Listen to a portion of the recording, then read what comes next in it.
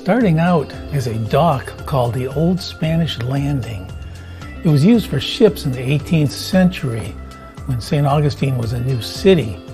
It became the Santa Maria restaurant in 1949 and was originally owned by the Connell family at that time.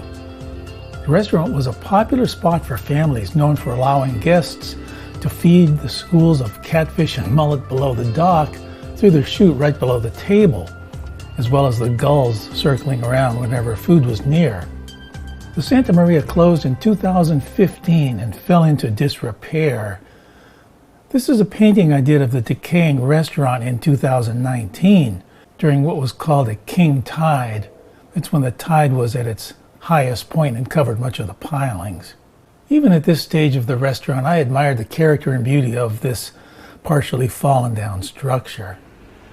All that's history now as we drive over the Bridge of Lions coming from Anastasia Island. Turn left, just down a few hundred yards, we find ourselves at the restaurant, now in its final stages as it was being demolished, with its remains being placed on a barge. So now let's get aboard the drone and we'll take a tour around the historic Santa Maria restaurant during its last day.